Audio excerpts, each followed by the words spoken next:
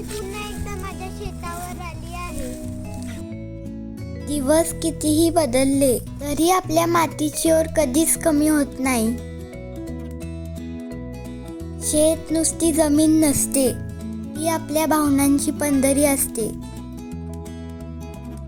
माझ्या मागे बघू शकता झाडं किती उगली आहे. मी आता 1 वर्षांनी आली आहे. बघूया माझ्या आजीने काय काय लावलंय. बोलत होती खूप भाजीपाला लावलाय. चला बघूया. चला फास्ट तिकडे तर.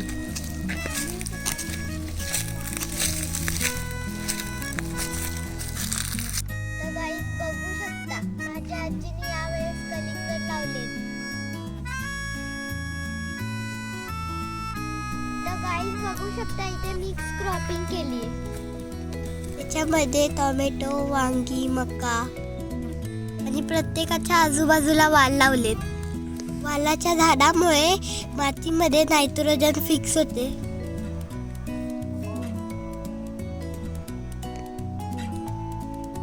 मधली जागा रिकामी होती म्हणून इथे पण आम्ही कलिंगड लावले. ही झाडं जरा आता बरी झाली. गाईज मी तुम्हाला लावलेलं मलबेरीचं झाड दाखवते.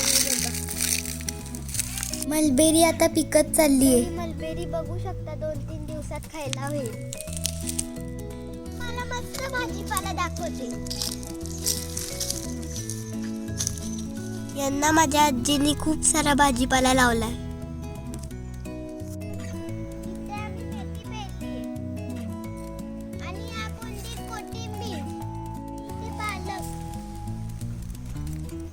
वाव, शेपूची भाजी तर मस्त झालीये.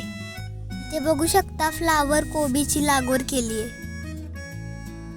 आणि कुंडीच्या चारी बाजूला लसूण लावलाय. लसणाच्या वासाने कीड नियंत्रण होतं. इथे मध्ये मध्ये मुळा देखील लावलाय. इथे बघू शकता इथे मिरची, टोमॅटो, वांगी लावली आहे. माझ्या तुषार काकांनी इथे गादी वाफे बनवलेत. प्रत्येक वाफ्यांवर वेगळी क्रॉपिंग केली आहे. टोमॅटोला फुलं पण आली आहेत. ऑलिम्पिकची स्पर्धा आहे वाटतंय.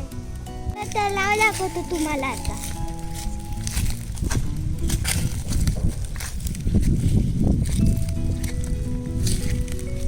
माझ्या पंजोबांनी बांधलेला जुना तलाव बघू शकता.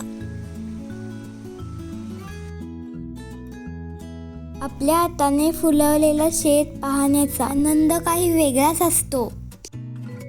मातीची सेवा करण्यात जी मजा आहे ती जगात कुठेच नाही.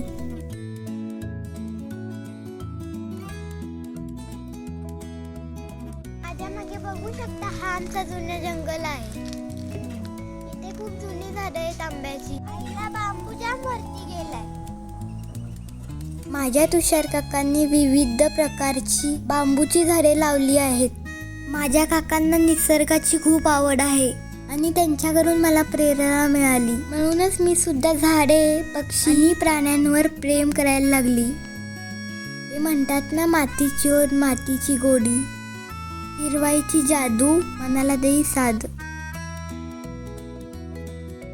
इथे बघू शकता वेलची आणि अननस लावलाय. माझी कोस दाखवते. तुमची बॅटरी डाऊन होते ना.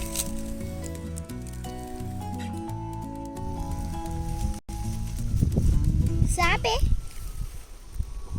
इथे प्रत्येक पानात आयुष्य डोलते आणि प्रत्येक कानात कष्ट बोलते. ज्या मातीत आपण घाम गाळतो ती माती आपल्याला कधीच उपाशी झोपू देत नाही.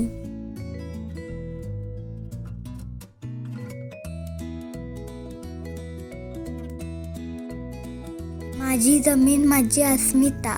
इथेच कष्टाला फळ आणि मनाला बळ मिळतं. धन्यवाद.